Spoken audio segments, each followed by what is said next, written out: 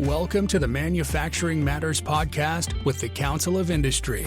Join us as we bring you inspiring stories, interviews, and insights from across the Hudson Valley that will revolutionize the way you think about manufacturing. This podcast is proudly sponsored by PKF O'Connor Davies, a leading accounting and advisory firm dedicated to helping businesses thrive in the manufacturing sector. With their industry knowledge and strategic guidance, PKF O'Connor Davies ensures that manufacturers have the financial insights and support they need to achieve success.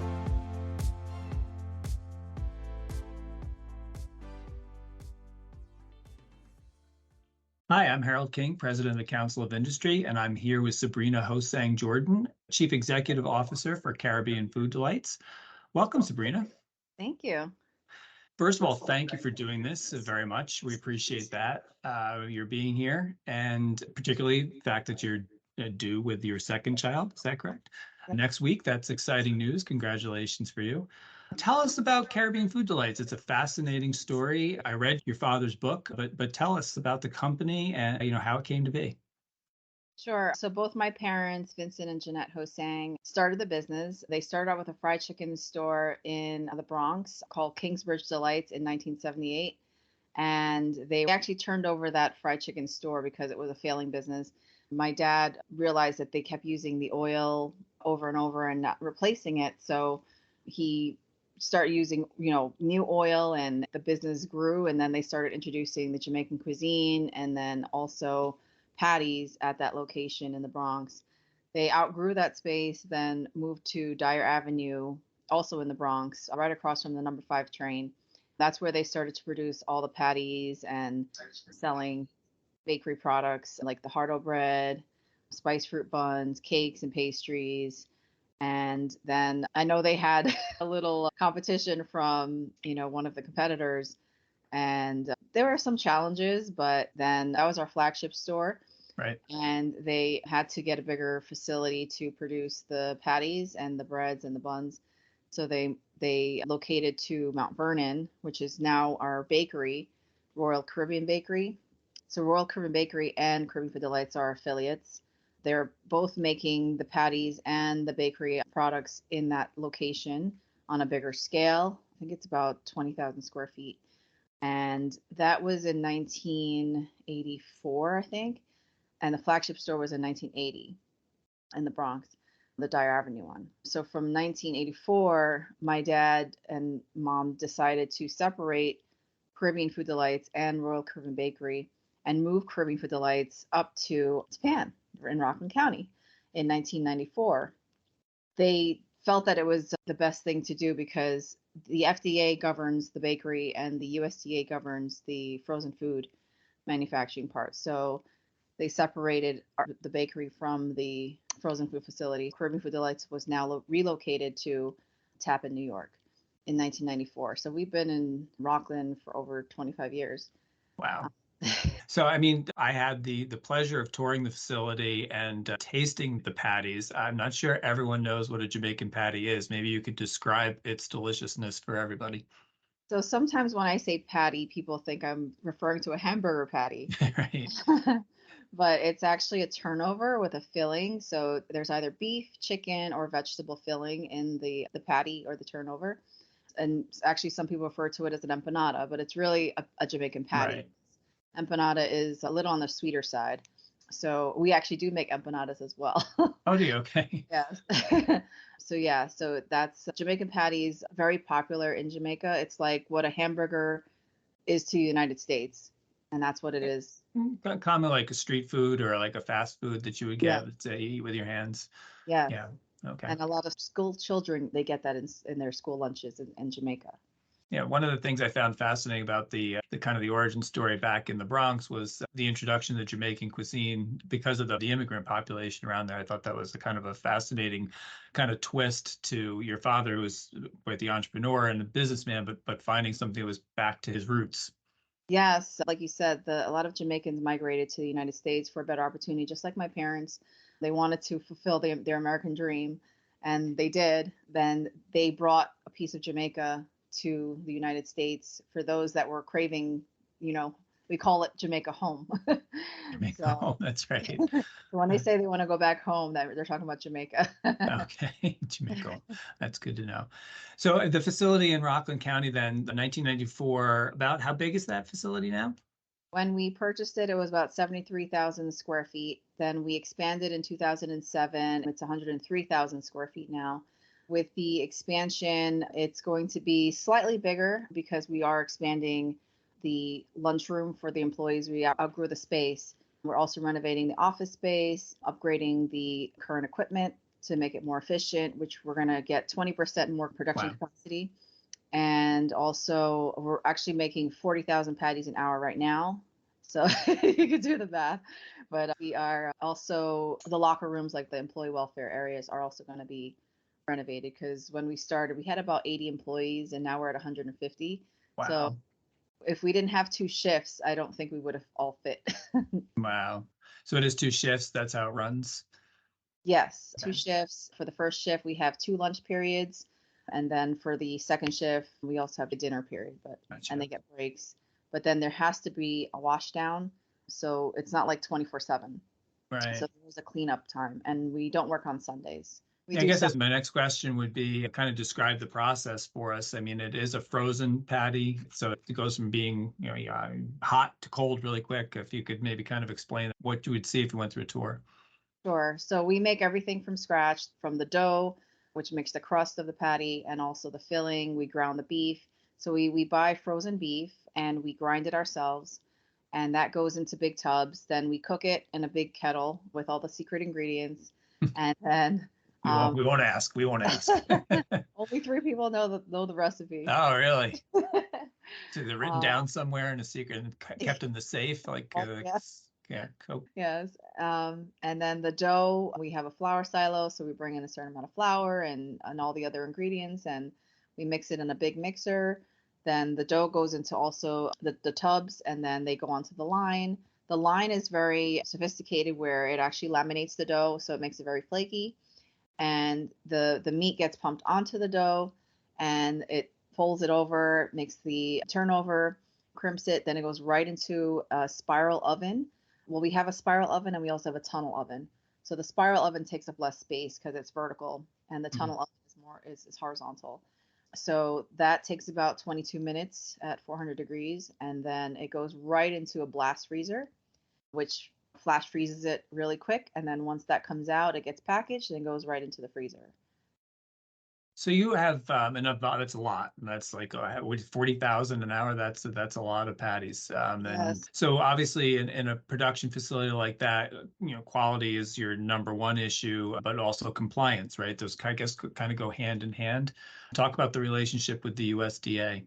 The USDA inspector has to be on site whenever we're in operations. So we actually have an office for him right on site. And we also go above and beyond.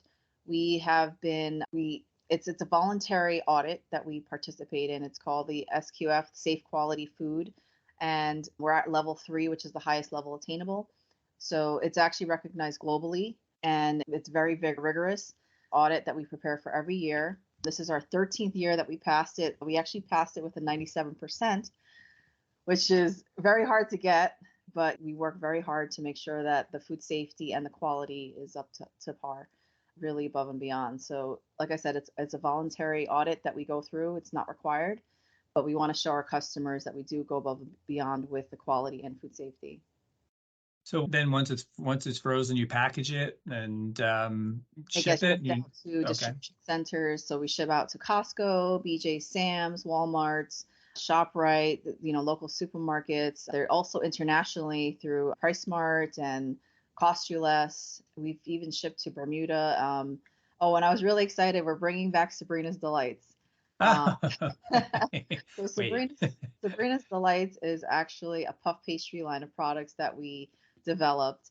And it was very popular. We had apple cinnamon, peach cobbler, chicken pot pie, turkey pot pie, beef pot pie, mango, plantain. Really? Yeah, Sweet and savory. farm. And the only thing is now we're just changing the shape. So it's not a half moon shape. It's going to be a square. It just helps with the wastage of the trimmings and stuff. So it'll be better. So it's cost savings for us. But everybody's excited about it because when we took it away, as soon as it reached the supermarket, it was sold out. My my friends and family would say, aren't you shipping any to the stores? And I said, yes, we just shipped it. And it's like, well, I just got there and the shelf is empty. So really excited about that. So when did you stop making those? And I'm assuming that those are named for you. Well, initially when we did the focus group, I didn't want my name on it, but we tried my sister's name, Simone's Gourmet, and the buyer had the say of what name he liked. He didn't like the name. Then they said, okay, what about Sabrina's Delights? And he just loved it. So we went with that. Did you have them before? Where they were an older product that you had? Past product? This was launched about 6 years ago. Oh, okay. Yeah. The reason why we did stop is because we wanted to focus on the patties because there was such a big demand for that. And again, we had some wastage with the Sabrina's Delights trimmings because of it's the shape of it. It wasn't worth making. And then we couldn't keep up with the demand with that and also the demand of the patty. So we wanted to focus on our core products at the time. But I do want to say that we were proud that we outsold Pepperidge Farms in the apple cinnamon flavor in Bermuda. So I think my sales guy is like, we got to bring it back. Ooh, yeah, that's Pepperidge Farm is a name everybody knows. That's impressive. Yeah. So, I mean, do you have sales guys then? Are they nationally based in Rockland, or how does that work? Yes, we do have a sales team of 3 sales guys in Rockland, which goes around to the local areas. And then we also have, of course, brokers and distributors around the area and nationally, I should say. Okay. So, obviously your parents started the business. It's growing, it's evolving. It seems like growing again. Maybe you can talk a little bit about what's in the works for the next expansion. Is that just in Rockland or is it Mount Vernon too? It's really mostly, the Caribbean Food Delights is the only one that's expanding right now. Okay. The bakery, they still produce the bakery products, the bread, the hard-boiled bread, the spiced fruit buns, and the cakes and pastries. But Caribbean Food Delights has grown so much because of our expansion in 2007 when we upgraded those lines and we added a new line, actually. It just made the patty crust so much different. Like, it's very flaky. A lot of the Jamaicans are used to a flaky crust. In Jamaica, they still use beef suet, which makes the crust flaky. But when we had the trans fat regulation, to make the patty healthier, we had to stop using beef suet. And that's why we actually use a different method to make it flaky. No secrets. So that really helped with our sales and the demand grew. And we also reached the crossover market. I know you mentioned, we had immigrants here and bringing back the taste of Jamaica to them, but everyone now, Caucasian, Hispanic, they all love our products. So that has helped us grow, especially with club stores. I confess to leaving the tour and going to my ShopRite and buying a package and sharing them with my family. And now everybody's a bit of an addict. So it's really delicious, easy to eat product. It's really, they're extremely convenient. So it's yes. And you were able to get the patties right off the line, which very, very delicious right off the line. Very, very hot. And I appreciate your advice you gave us. Johnny Ann and I were there, and you did warn us to just crack it open a little bit and let that steam out before you hurt yourself. Yeah, there's a method to eating a patty. Yeah, it was very good. Yeah, very good. So with the expansion, now we are able to open up to new product ideas that we have. And my sister and I and the R&D team, we go through different ideas and we're like, oh, we should try this, we should try that. And we actually recently just came out with a jackfruit patty. So jackfruit is a fruit that in Jamaica that we put it almost feels like I don't know if I think you had a sample of it. I think so. It's a vegetarian option, and it amazes people that they're like, is this really a vegetarian patty? Because it has the texture of chicken or like pulled pork. And they thought we were like, trying to put one by them. So that has gone over. We have a jerk barbecue flavor and a curry flavor for the vegans, and all our vegetarian patties are vegan. Okay. Yeah. That's delicious. And then we also came out with a patty that has no MSG. Although MSG is getting a comeback. So little bit of a reprieve. I read that. Yeah, a little bit yeah. of a reprieve from its bad reputation. So you mentioned your sister. You talked a little bit about your parents forming the business. Talk a little bit about your career path and like the succession that has taken place or is taking place, and your role as CEO and just the whole kind of family dynamic, if you would. Sure. So I have an older brother. He studied mechanical engineering at Northeastern, and he started in the business 2 years before me. Now he's a chief operating officer of Royal Caribbean Bakery. And I started as soon as I graduated from college, Villanova University in 2001. I started as director of operations. Ironically, the director of operations was leaving. So I had started in May of that year, 2001. She left 2 months after. So I was kind of like left on my own to really, I mean, she did teach me as much as she could. Yeah, just dive right in there. Yeah. Yeah, that's the way to go. And, of course, that was not 9/11 happened that year. So it was a really, I was kind of thrown in there. Yeah. And I had to learn on my own. And my parents were away when 9/11 happened. So I was there running the business on my own. And, but in 2006, I got promoted to chief operating officer, and then 2016 to CEO. My sister, she started a little later. She studied fashion and food science, and she's the chief operating officer. My parents, they're still involved, but I think they're mostly retired. My mom is the president of Royal Caribbean Bakery. My dad is the VP. And then my dad is the chairman of Caribbean Food Delights. And then I'm CEO. It's been a long road. I mean, I feel that when I started, I had to prove myself to the employees because, in a family business, they're like, oh, she's just the boss's daughter. She gets away with Sure. doing whatever she wants, but it wasn't like that. I really worked hard to prove to my employees and that I do work and I want to be here. So that I would say my first couple of years was difficult, but once they saw my potential, I earned their respect. Good. Yeah, I mean, that's really the only way to do it is you got to earn it. It's not given for sure. Yeah. It is a union shop, correct? Yes, the production employees are unionized. The shipping, the maintenance department, the operations that process the orders, and sales, that everyone else is non-union. Okay. And the bakery is also union as well, just the production. And it's probably an amicable relationship, and not always, but I mean, there's advantages and disadvantages to having a union. How is that relationship? Yeah, I think I would say fairly good. I mean, over the years, I think we've had our challenges like any other company with Sure. unions. But I think at this point, we've reached a good point in our lives where they say what they want, we say what we want, and we come to an agreement. Right.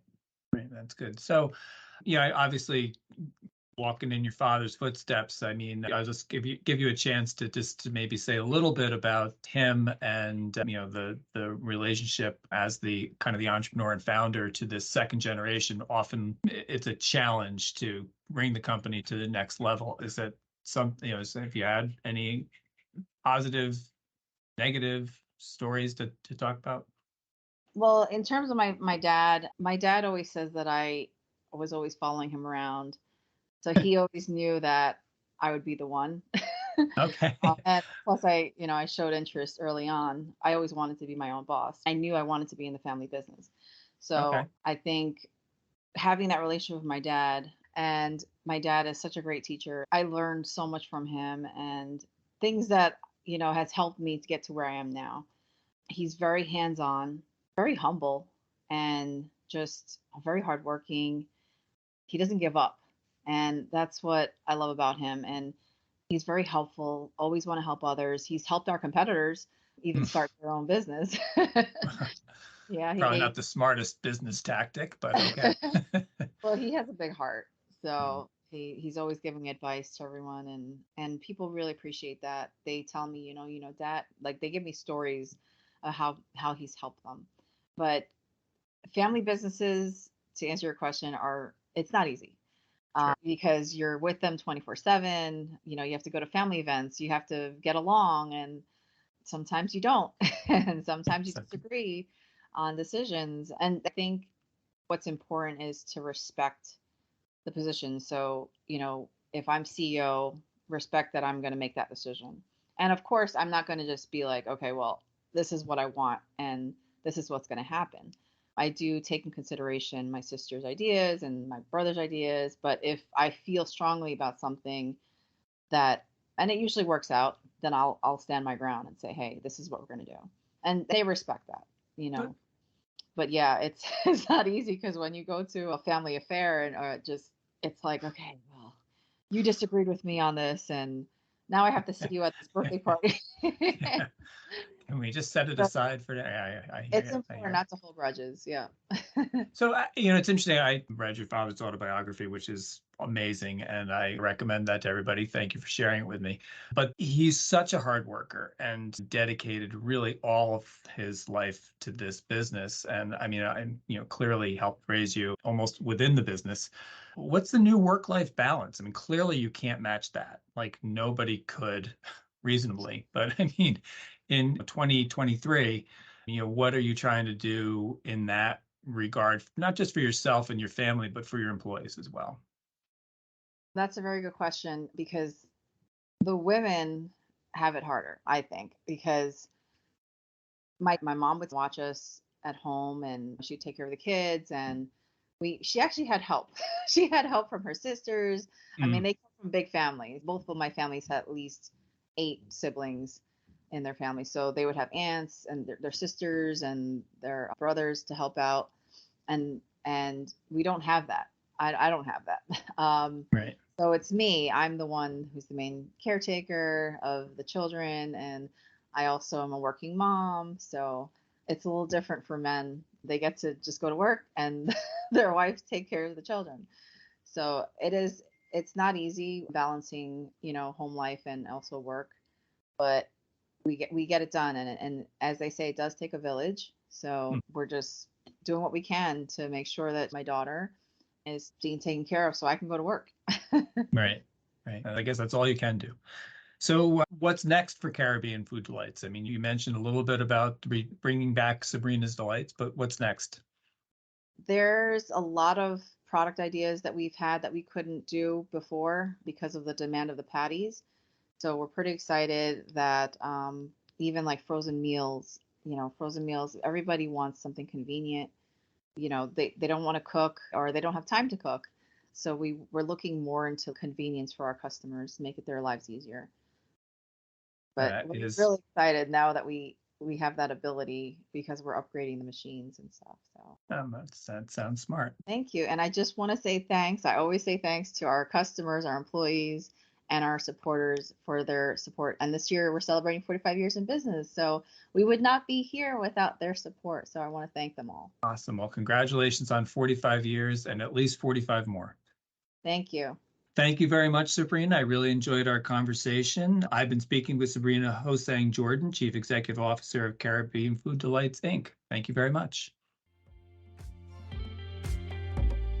Thank you for joining us on this episode of Manufacturing Matters, brought to you by the Council of Industry and sponsored by PKF O'Connor Davies, accountants and advisors who understand the unique challenges and opportunities in the manufacturing sector. We hope you gained valuable insights and inspiration from today's discussion. If you enjoyed this episode, make sure to subscribe to our podcast and leave us a review on your favorite podcast platform.